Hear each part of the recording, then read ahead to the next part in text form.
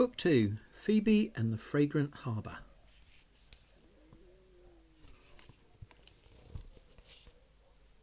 For Phoebe and her family in Hong Kong.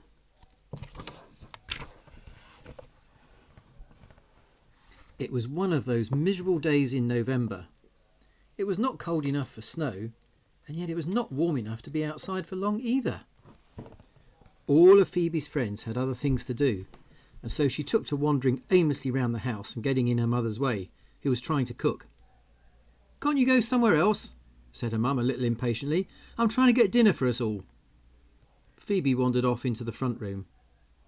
"Can't you go somewhere else?" said her dad. "Can't you see I'm trying to clean in here?" Phoebe decided that she would indeed go somewhere else, since she wasn't wanted indoors. She put on her coat and her favourite red gloves and went outside. She rummaged around in the shed and found her little red trike buried among all the junk that grown-ups seem to keep in their sheds. "Hello, little red trike," said Phoebe. "Sorry I haven't been out here for a while, but Mum doesn't like me going out in the rain." "She won't let me go outside the garden either," added Phoebe grumpily. "Don't worry," said the little red trike. "Let's just ride round the garden." "But that's boring," said Phoebe even more grumpily. "If you just get on and ride," said the little red trike, "I promise you it won't be boring." "OK," said Phoebe a little uncertainly, as she got on and started pedalling. "Faster!" said the little red trike.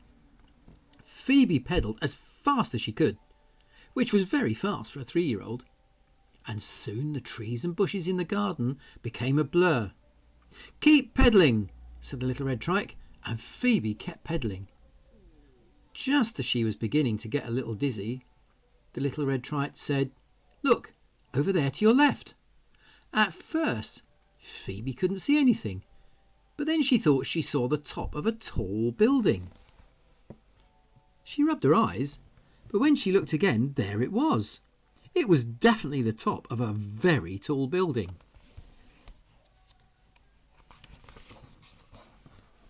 "Look below, but hold on tight," said the little red trike.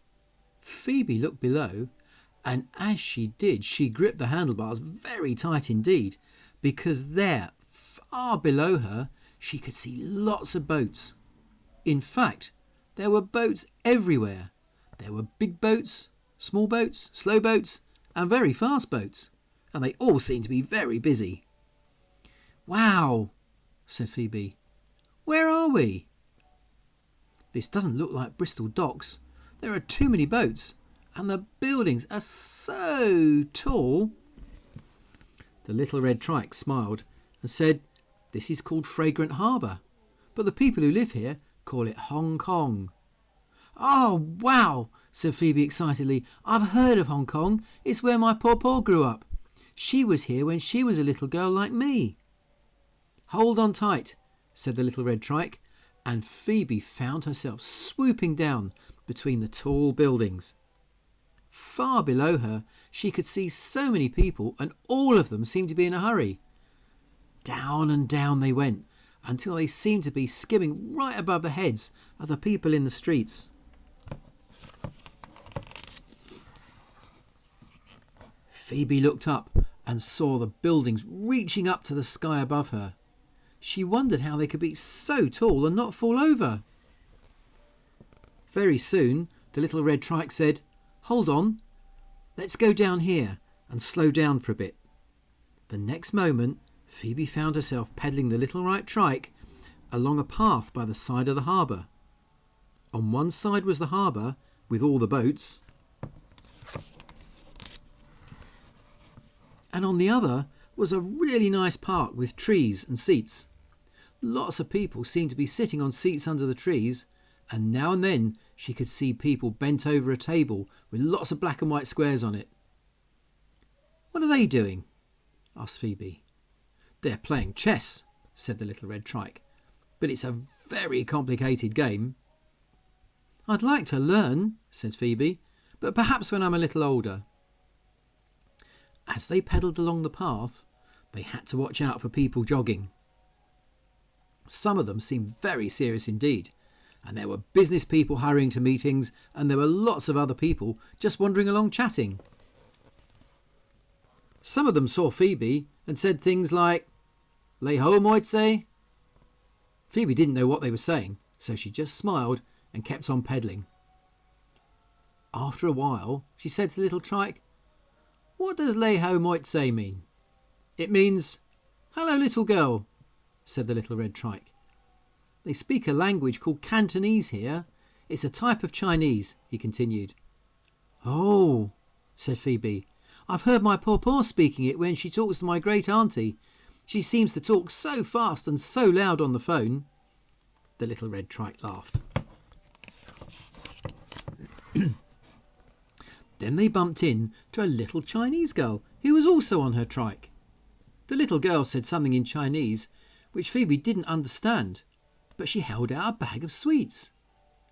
Phoebe took one and carefully unwrapped it and popped it in her mouth, before remembering her manners and saying, "Thank you," very nicely to the little girl. Soon they came to a little landing stage with some fishing boats tied up. On the side of the harbour near the fishing boats was a huge throng of people. They were all looking at something, and there seemed to be lots of shouting and people pointing. At first, Phoebe couldn't see what all the fuss was about, so she pushed herself to the front between the legs of all the people. Soon she saw what all the commotion was about, for there on the side of the jetty were rows and rows of tanks, and each one of them was full to the brim with all sorts of things from the sea. Some things Phoebe recognised: prawns, crabs, squid, but there were other things she had never seen before in her life, and all kinds of strange-looking fish. The little red trike said to her, "Do you know, your pawpaw's mama used to come here many, many years ago to buy a fish for pawpaw's tea every day?" Phoebe's eyes widened. "Wow," she said, "I'd like a fish for my tea." The little red trike smiled and said OK, but maybe another time. Then he said to her, "Come on, Phoebes, we'd better be getting on home." "Oh no," moaned Phoebe. "I love it here where Pawpaw used to be." "Don't worry," said the little red trike. "If you like, we can come back again very soon." "That would be brilliant," said Phoebe enthusiastically.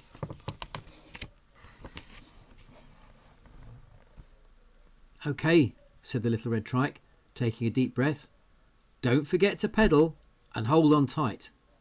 And with that, Phoebe found herself rising above the people, above the little fishing boats, above the trees and the tall buildings, and then, all of a sudden, all the trees and bushes in her own garden began rushing past her.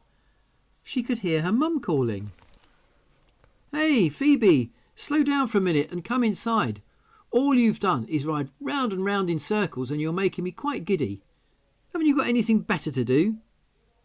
"But Mum," said Phoebe excitedly, "I've been to Hong Kong and I saw where Pawpaw's mama used to buy her fish." "What nonsense has Pawpaw been telling you now?" said Phoebe's mum in an exasperated tone of voice. "Now go upstairs and wash your hands before tea." "OK, Mum," said Phoebe, who knew better than to argue. In fact, she was already beginning to wonder if she'd been dreaming. As she was going upstairs, she shoved her hands deep into her pockets. Then she felt something. At first, she thought it was just a bit of old rubbish. But then she looked at it closely and saw that it was a sweetie wrapper with lots of Chinese on it. She turned it over in her hands and then smiled to herself. She and her little red trike would definitely be going back to Hong Kong. With lots of love from Pawpaw and Gung Gung, hoping you will have many happy times in Hong Kong. The end. Bye bye.